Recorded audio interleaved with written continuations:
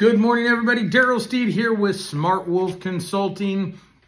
It is Friday, September 20th, and let me tell you, this is an action-packed Friday for me and for everybody out there. Wanted to go over a couple of things for gratitude and just giving thanks. Had lunch with an absolute massive contributor, Christina Hinkle, yesterday. She is one of the best out there, works for ACV, one of my partners when I'm building buying centers for stores, for liquidation and acquisition when needed.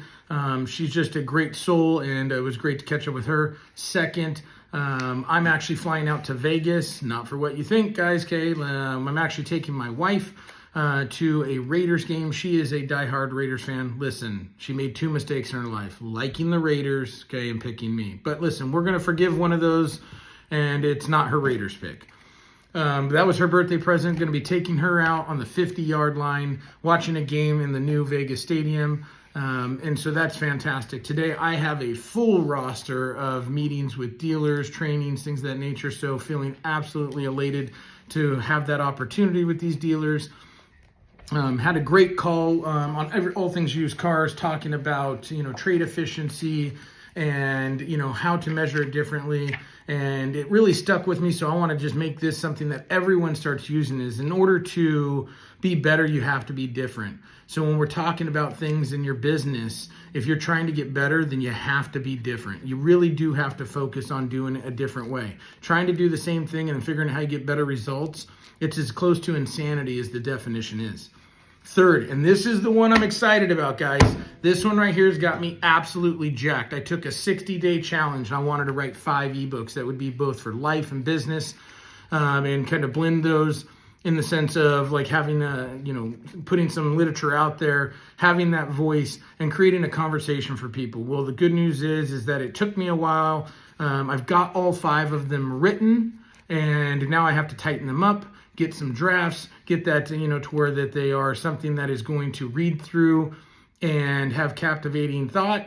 And last night I was trying to figure out how to format an ebook. Now, one might think that this is just like, oh, you just go to ChatGPT-4. Yeah, I did that. Yeah, they don't format ebooks. They'll write it for you, which means you have no original content whatsoever. But it is a really cool tool.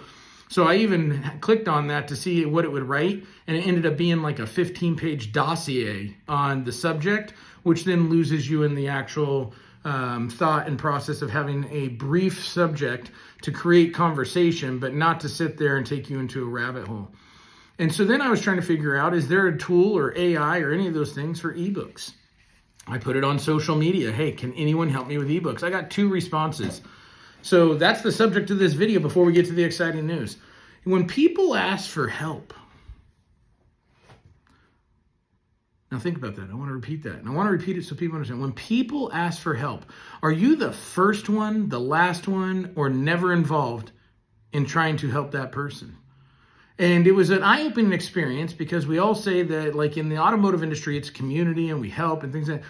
But when people are putting out there for help, and it's in my experience that there's not a lot of people, executives, owners, things of that nature, that ask for help. Like they all think they can do it themselves. I will be the first one to prescribe that I ask for help every single day on little things, opinions, thoughts, things of that nature. So when I asked for help, I was really like, man, I don't know where to start. I was in a vulnerable state of trying to figure out exactly how can I do this. I had reached out to a couple of colleagues and asked them, could they help me with it? But they wanted to charge an exorbitant sum to create these ebooks, even though I had the information just to format them. And so I was like, there's got to be an easier way, a more affordable way. What if you don't have that money? So I really wanted to do this from the ground up so that I could walk people through something that I had learned, not that I'm proficient at it or that I'm going to be an expert level ebook creator, but this was a challenge of obviously bettering myself. And to only get 2 responses on both, I put it on 4 social media things, is to only get 2 responses was kind of disheartening. It was disheartening in the sense of like, do we actually really try to help people out? And the reason I brought this up as a subject today is some bonus content for the week, is I was then talking about this morning, and oddly enough, when I brought this up, the first person that I was talking to, they said, yeah, it's interesting. When you're succeeding or you're doing well, people naturally, or in most cases, are like trying to figure out how to bring you down, or they hope you fail. But if you're failing, then they're like cheerleaders for you, like, hey, good job, I hope you get there. But it's, do they actually help? And so I really want to challenge everyone is like, when someone asks for help, and listen to how they ask, because not everyone's going to say, I need help with this. That's exactly what I did, but not everyone's going to say it in those words. Is when people ask for help, listen. And be the first one to the fire, so to say. Be that firefighter for help. And see if you can't give them a thought, an opinion, a direction, something of that nature.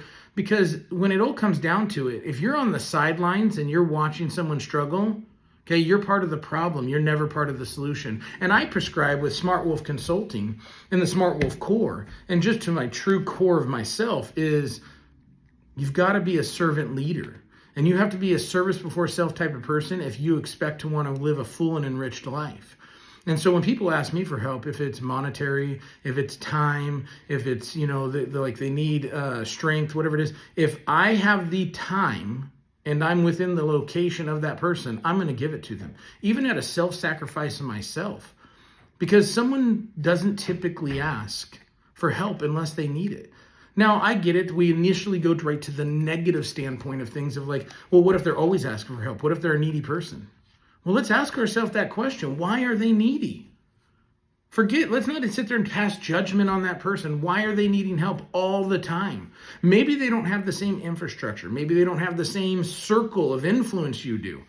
So, take that on as a challenge is, what if you could help them, guide them, or challenge them in any way to get into a better situation to where they don't need that all the time, right? It's the old teaching someone to fish rather than feed it to them. And so when people are asking for help, I really just want to challenge people is like, hey, can you give some help? Now, I know what I'm asking is just ridiculous and it's not going to happen, but I'm going to ask it anyway. I also know that some people will say, well, when you ask for help, I know nothing about that. Okay, let's go down that road for just a hot second, because I don't want to spend all day on this.